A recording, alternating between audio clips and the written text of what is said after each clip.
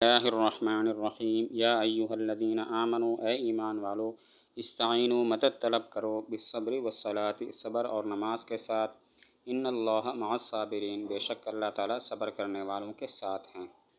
ایمان والوں کو حکم ہے کہ وہ صبر اور نماز کے ساتھ مدد طلب کریں۔ صبر کیا ہے؟ اس میں چند قول ہیں۔ ایک یہ ہے کہ دین کی خاطر مصائب برداشت کرنا، اور نمبر 2 روزہ، اور نمبر 3 جہاد۔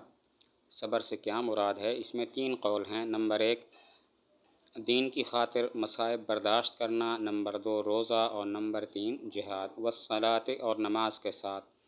نماز کو بھی خاص طور پر اس لیے ذکر فرمایا کہ نماز محتم بالشان امر ہے اور مومن کی معراج ہے۔ نماز کا ذکر خاص طور پر یہاں پر اس لیے فرمایا کہ نماز ایک اہتمام والا امر ہے، اہتمام والی عبادت ہے اور مومن کی معراج ہے۔ ان اللہ مع الصابرین، اللہ تعالیٰ صبر کرنے والوں کے ساتھ ہے۔ اس کا کیا مطلب ہے؟ اس میں 2 قول ہیں۔ پہلا قول یہ ہے کہ مراد ایک خاص قرب ہے جس کو اہل معرفت ہی جانتے ہیں، اور دوسرا قول یہ ہے کہ اللہ تعالیٰ صبر کرنے والوں کی مدد کرتے ہیں اور ان کی دعا کو قبول کرتے ہیں۔ ان اللہ مع الصابرین، اللہ تعالیٰ صبر کرنے والوں کے ساتھ ہیں۔ اس کا کیا مطلب ہے؟ تو اس میں 2 قول ہیں۔ نمبر 1 مراد بلا کیف قرب ہے، اور ایک خاص قسم کا قرب ہے جس کو صرف اہل معرفت ہی جانتے ہیں، اور دوسرا قول یہ ہے کہ اللہ تعالیٰ صبر کرنے والوں کی دعا کو قبول فرماتے ہیں، ان کی مدد کرتے ہیں۔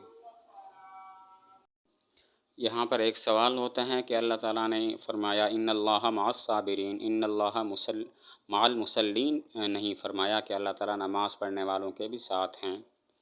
سوال ہوتا ہے ان اللہ مع الصابرین فرمایا، ان اللہ مع المصلین نہیں فرمایا کہ اللہ تعالیٰ نمازیوں کے ساتھ ہیں، کیا وجہ؟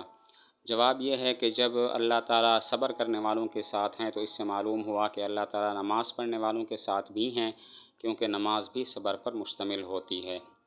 جواب یہ ہے کہ جب فرمایا اللہ تعالیٰ صبر کرنے والوں کے ساتھ ہیں تو معلوم ہو گیا اللہ تعالیٰ نماز پڑھنے والوں کے ساتھ بھی ہیں، اس لیے کہ نماز بھی صبر پر مشتمل ہوتی ہے۔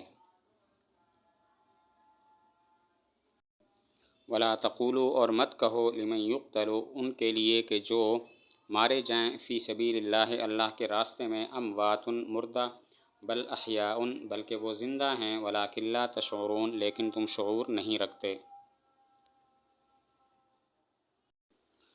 ولا تقولوا لمن یقتل فی سبیل اللہ اموات۔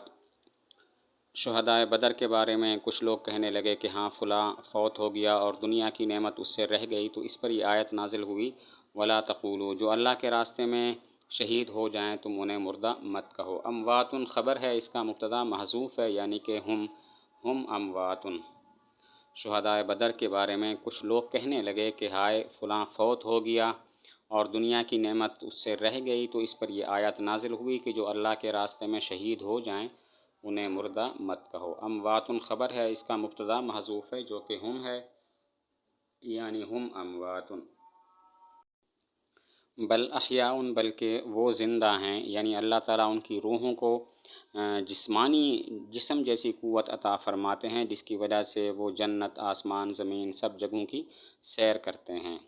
بل احیاء بلکہ وہ زندہ ہیں، یعنی اللہ تعالیٰ ان کی روحوں کو جسم جیسی قوت عطا فرماتے ہیں جس کی وجہ سے وہ آسمان، زمین اور جنتوں کی سیر کرتے ہیں۔ باقی ان کی حیات کیسے ہوتی ہے؟ تو اکثر سلف کے نزدیک ان کی حیات جسمانی اور روحانی دونوں طرح کی ہوتی ہے، اور اس پر 2 دلیلیں ہیں۔ پہلی دلیل یہ ہے کہ ایک آیت میں ارشاد ہے عند ربہم یرزقون، ان کو رزق دیا جاتا ہے، تو اس سے معلوم ہوا کہ ان کی حیات جسمانی اور روحانی دونوں طرح ہوتی ہے، ورنہ رزق دینے کا کوئی مطلب نہیں ہے۔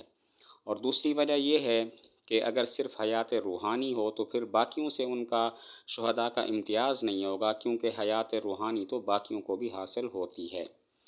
باقی ان کو شہداء کو حیات کیسے حاصل ہوتی ہے؟ اکثر سلف کے نزدیک یہ حیات جسمانی اور روحانی دونوں طرح کی ہوتی ہے۔